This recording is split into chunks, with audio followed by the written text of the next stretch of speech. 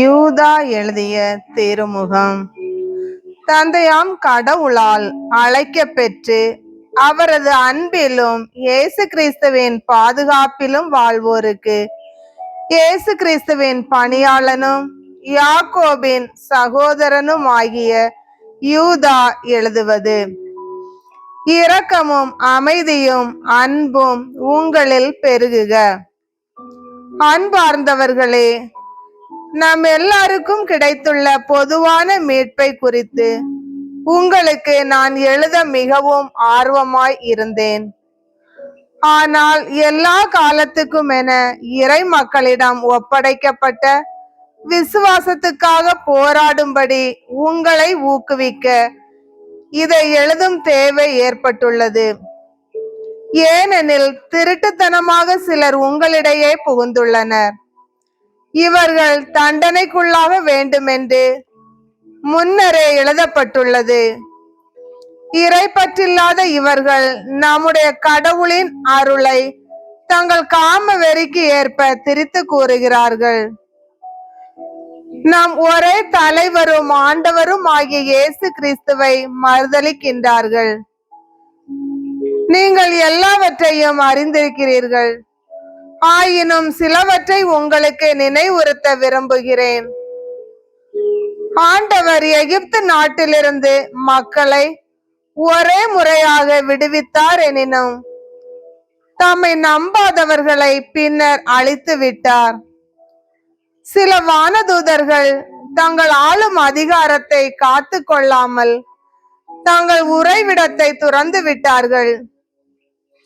என்றும் கட்டப்பட்டவர்களாய் அவர்களை கடவுள் மாபெரும் தீர்ப்பு நாளுக்காக காரிருளில் வைத்திருக்கிறார். அவர்களைப் போலவே சோதோம், கொமோரா, அவற்றின் சுற்றுப்புற நகரங்கள் ஆகியவற்றின் மக்கள் பரத்தமையிலும் இயற்கைக்கு மாறான சிற்றின்பத்திலும் மூழ்கி இருந்தார்கள். ஆகவே அவர்கள் என்றும் அணையாத நெருப்பில் தண்டிக்கப்பட்டார்கள். அவர்கள் நமக்கு ஒரு பாடமாய் உள்ளார்கள். இருப்பினும் இப்பொய் காட்சியாளர்களும் அவ்வாறே உடலை மாசுபடுத்துகிறார்கள், அதிகாரத்தை புறக்கணிக்கிறார்கள், மாட்சிமிகு வானதூதரை பழித்துரைக்கிறார்கள். தலைமை தூதரான மிக்கேல் மோசேயின் உடலை குறித்து அலகையோடு வழக்காடிய போது அதனை பழித்துரைத்து கண்டனம் செய்ய துணியவில்லை. மாறாக, ஆண்டவர் உன்னை கடிந்து கொள்வாராக என்று மட்டும் சொன்னார். ஆனால் இவர்கள் தங்களுக்கு தெரியாதவற்றையும் பழிக்கிறார்கள். பகுத்தறிவில்லாத விலங்குகளைப் போல் இயல்புணர்ச்சியினால் இவர்கள் அறிந்திருப்பதும் இவர்களுக்கு அழிவையை விளைவிக்கும். இவர்களுக்கு கேடு விளைக, ஏனெனில் இவர்கள் காயின் சென்ற வழியில் சென்றார்கள். கூலிக்காக பிழையாமின் தவற்றை துணிந்து செய்தார்கள். கோராகை போல எதிர்த்து நின்று அழிந்தார்கள். இவர்கள் அச்சமின்றி உங்கள் அன்பின் விருந்துகளில் கூடி உண்டு அவற்றை கரைப்படுத்துகிறார்கள். இவர்கள் தங்கள் நலனில் மட்டுமே கருத்தாய் இருப்பவர்கள். காற்றால் அடித்து செல்லப்படும் நீரற்ற மேகங்கள், கனிதரும் காலத்தில் கனி தராமல் பின்னர் வேரோடு பிடுங்கப்படும் மரங்களைப் போல இருமுறை செத்தவர்கள். தங்களுடைய வெட்கக்கேடுகளை நுரையாக தள்ளுகின்ற கொந்தளிக்கும் கடல் அலைகள், வழிதவறி திரியும் விண்மீன்கள், என்றென்றும் உள்ள காரிருளே இவர்களுக்காக ஒதுக்கப்பட்டுள்ளது. ஆதாமுக்கு பின் 7ஆம் தலைமுறையான ஏனோக்கு இவர்களை குறித்து, இதோ ஆண்டவர் எல்லாருக்கும் தீர்ப்பளிக்க தாம் பல்லாயிரக்கணக்கான தூயவர்களோடு வந்துவிட்டார்.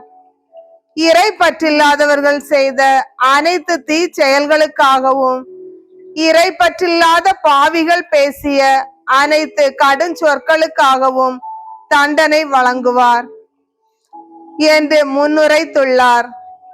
இவர்கள் எப்போதும் முணுமுணுப்பவர்கள், குறை கூறுபவர்கள், தங்கள் தீய நாட்டங்களின்படி வாழ்பவர்கள், வரம்பு மீறி பெருமை பேசுபவர்கள், தங்கள் நலனுக்காக பிறரை போலியாக புகழ்பவர்கள். அன்பார்ந்தவர்களே, நம் ஆண்டவர் இயேசு கிறிஸ்துவின் திருத்தூதர்கள் முன்னுரைத்த வார்த்தைகளை நினைவில் கொள்ளுங்கள். ஏனெனில் இறை பற்றில்லாமல் தமது தீய நாட்டங்களின்படி வாழ்ந்து ஏளனம் செய்வோர் இறுதி காலத்தில் தோன்றுவர் என்று அவர்கள் உங்களுக்கு சொன்னார்கள். இவர்கள் பிரிவினை உண்டு பண்ணுபவர்கள், மனித இயல்பின்படி நடப்பவர்கள், கடவுளின் ஆவியை கொண்டிராதவர்கள். அன்பானவர்களே, தூய்மை மிகு விசுவாசத்தை அடிப்படையாக கொண்டு உங்கள் வாழ்வை கட்டி எழுப்புங்கள். தூய ஆவியின் துணையுடன் வேண்டுதல் செய்யுங்கள். கடவுளது அன்பில் நிலைத்திருங்கள். என்றும் உள்ள நிலை வாழ்வை பெற நம் ஆண்டவர் இயேசு கிறிஸ்துவின் இரக்கத்தை எதிர்பார்த்திருங்கள். நம்ப தயங்குவோருக்கு இரக்கம் காட்டுங்கள். வேறு சிலரை அழிவு தீயிலிருந்து பிடித்தெடுத்து காப்பாற்றுங்கள். மற்றும் சிலருக்கு இரக்கம் காட்டும் போது எச்சரிக்கையாய் இருங்கள். ஊன் இயல்பால் கரைப்பட்ட அவர்களது ஆடையையும் வெறுத்து தள்ளுங்கள். வலுவாதபடி உங்களை காக்கவும் தமது மாட்சி திருமுன் மகிழ்ச்சியோடு உங்களை மாசற்றவர்களாய் நிறுத்தவும் வல்ல நம் மீட்பராகிய ஒரே கடவுளுக்கு நம் ஆண்டவர் இயேசு கிறிஸ்துவின் வழியாய் மாட்சியும் மாண்பும் ஆற்றலும் ஆட்சியும் ஊழி காலந்தொட்டு இன்றும் என்றென்றும் உரியன. ஆமேன். ஆண்டவரின் அருள்வாக்கு.